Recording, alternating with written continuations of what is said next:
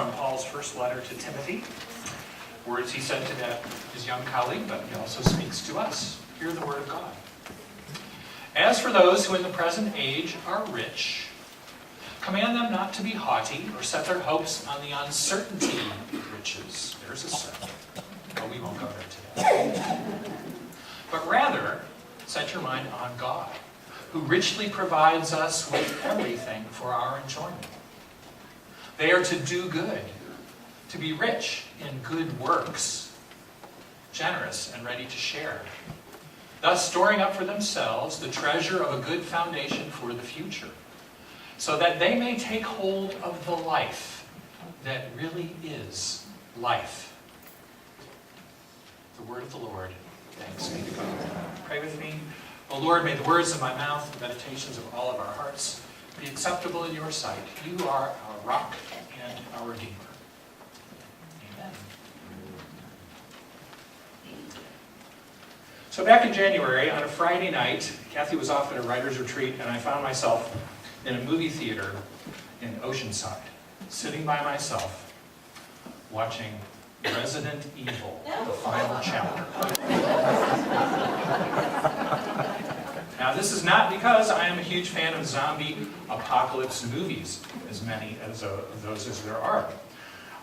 It was actually a pretty good movie. I wasn't expecting a lot. It had a plot. It was a pretty good movie. But actually, I'm watching this movie, and I was waiting for this moment.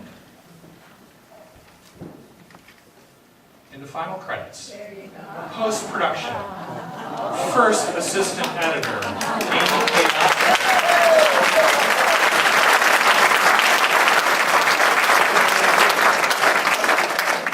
Came out a little late for this year's Academy Awards, but next year. Anyway, she spent a good part of the last year of her life working on Resident Evil, the final chapter, which will not, in fact, be the final chapter. I'm quite sure there are movies to come. Anyway, so naturally I was excited, but I'm sitting there by myself, and I'm like, what do I do? So there are two 20-year-old guys walking out of the movie, and I almost grabbed them, and I say, did you like the movie? And they said, oh yeah, it was great. And I said, well, my daughter edited it, to which they cleverly replied,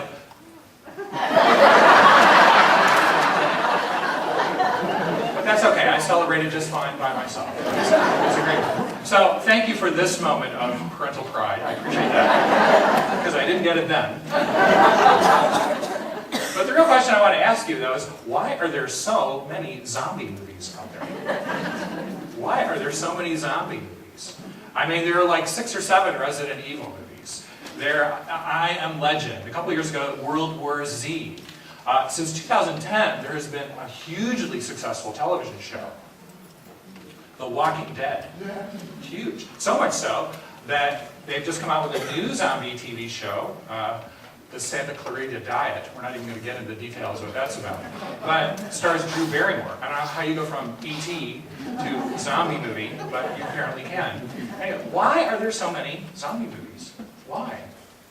I mean, because they sell, okay, but you know, whenever something's going on, whenever something's big out there in culture, movies, art, whatever, it's reflecting something.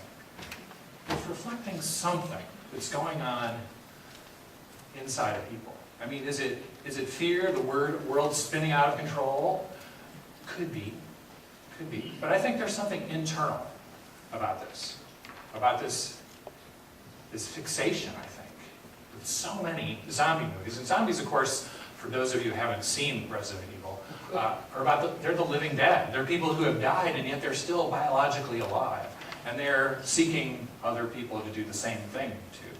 That's what a zombie is, the living dead. Why so much? Why so many? I think it's because we're afraid, at some level within us, we wonder, am I the living dead?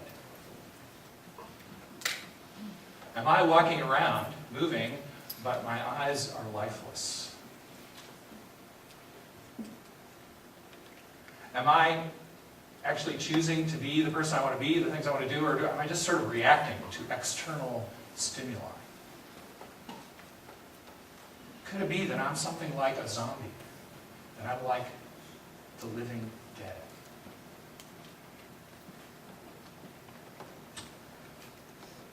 So our fear, I think, is not so much that there are zombies out there, though there are probably people that worry about that.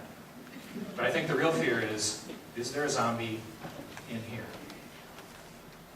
In here.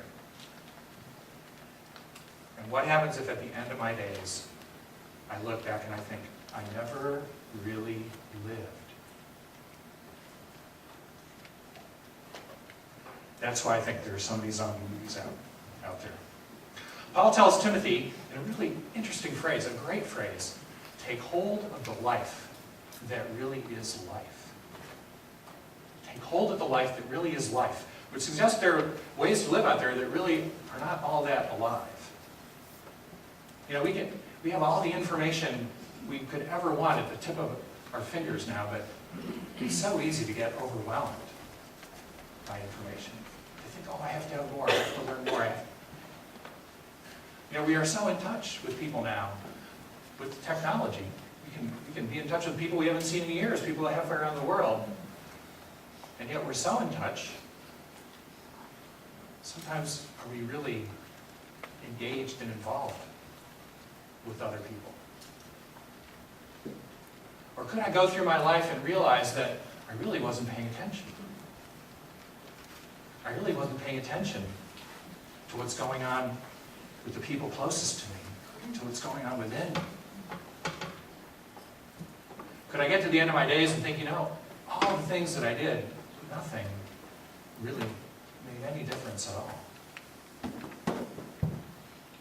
Is there a zombie within?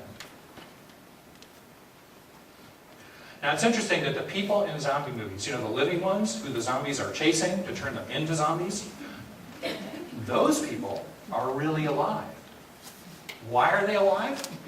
Because they know they could lose it at any moment. They know what's at risk. They know what's at stake. Now we don't, you know, have zombies chasing us, but things happen in our lives. Crises happen. We might lose something. We might lose someone. Life is up for grabs. And it's interesting, at those times, very often, those are the moments when we feel most alive. Even when things are at their most difficult. Because we know we're playing for keeps. We're playing for keeps. What we're doing right now matters. So the question becomes, I think, what will you do with this one precious life that you have been given? What will you do with the one precious life you have been given?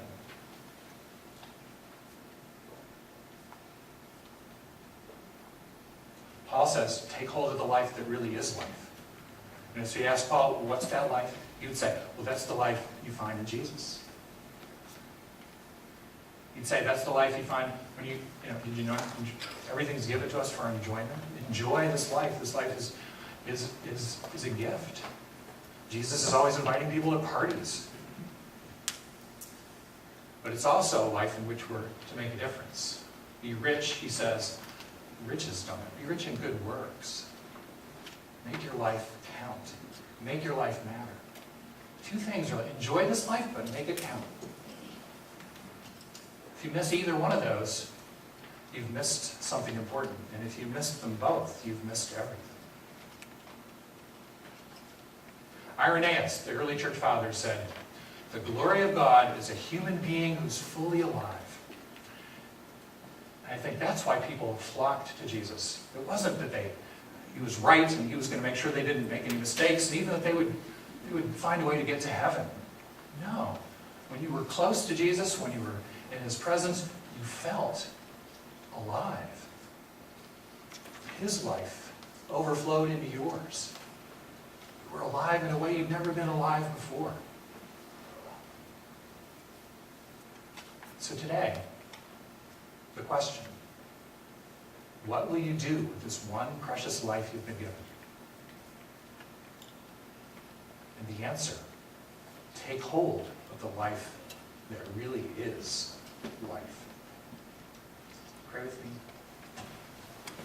Oh Lord, when we see that life that really is life, Let's drop whatever it is we're holding, whatever it is we're chasing, and grab it and take it. For Christ's sake, the world's sake, and our own sakes.